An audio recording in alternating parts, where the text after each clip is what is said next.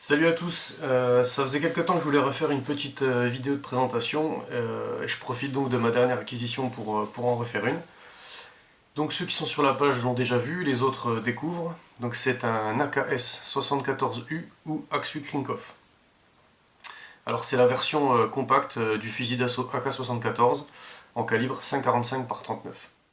Alors pour sa petite histoire, c'est une arme qui apparaît en 1979. C'est une version qui est destinée aux forces spéciales et aux équipages, donc tout ce qui est blindé et parachutiste, par exemple.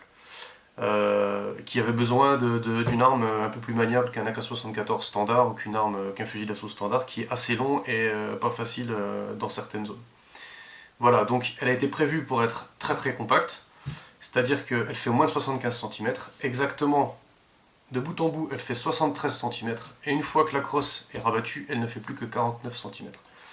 Voilà, un fusil d'assaut à moins de 50 cm, crosse repliée, donc vraiment très compact. Bien évidemment celle-ci, c'est une arme passée en semi-automatique, mais à la base c'est une arme automatique qui tire à une cadence de 700 coups minute et qui a des chargeurs comme celui-ci de 30 coups. Donc ça c'est un chargeur bakélite d'origine type chargeur militaire. Il y a les mêmes en orange aussi. Voilà. Et c'est également une arme forcément russe et fabriquée à Tula. Alors pour ce qui est du calibre, donc c'est du 5,45-39, c'est une version un peu plus petite donc du 7,62-39, qui était destinée en fait à avoir un meilleur tir automatique parce que la cartouche étant plus petite. Voilà, donc sachant que l'AK-74 a été élaboré en fait pour, on va dire, concurrencer le M16 américain qui fonctionnait très bien, donc dans sa cartouche. Voilà, donc le 5,45-39 est né comme ça. Donc il est un peu plus petit que son cousin 7,62-39. Voilà. Et donc, on va dire c'est une munition qui est un petit peu hybride entre le 222 et le 223. Au niveau du prix, on va être clairement un petit peu au-dessus du 7,62-39 de manière générale. C'est un calibre qui est peu courant en France, mais on le trouve relativement facilement par exemple dans les zones limitrophes comme la Suisse ou le Luxembourg. Moi j'ai acheté un petit lot de surplus que j'ai touché donc en France à 37 centimes la cartouche, ce qui donne 370 € les 1000. Voilà, on peut trouver des Barnauls des manufacturés, des Wolf, etc. Donc les Barnauls, j'ai vu qu'elles sont à 43 centimes la cartouche, ce qui nous fait du 430 € les 1000. C'est quand même déjà un petit budget. Donc sinon il y a par exemple le Luxembourg.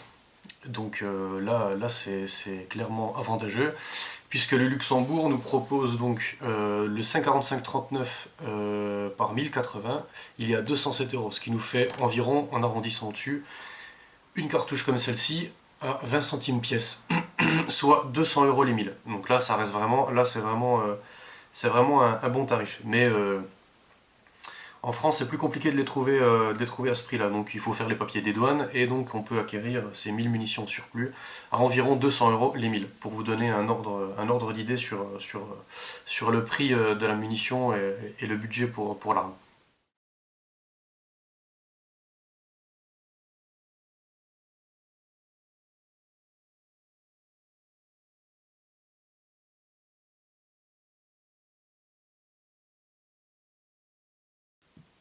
Alors pour tout ce qui est montage-démontage, c'est parfaitement standard à toutes les armes type AK.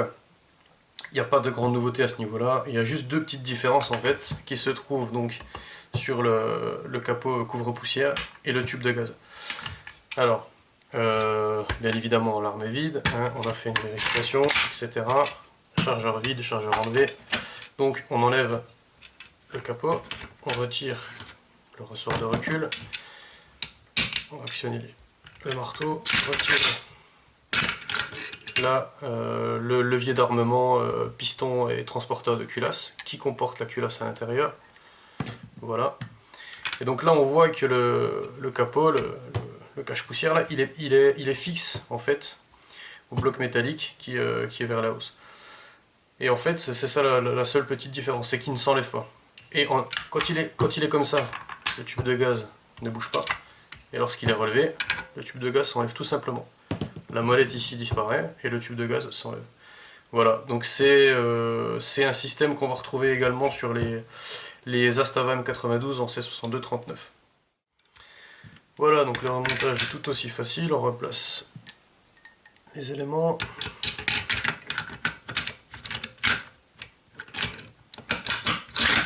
Hop.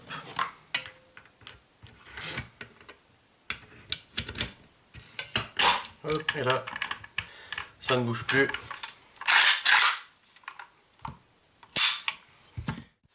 Voilà, donc j'espère que cette vidéo de présentation vous a plu, et je pense refaire une prise de vue en stand prochainement pour montrer un peu ce que la bête a dans le ventre. Voilà, à plus!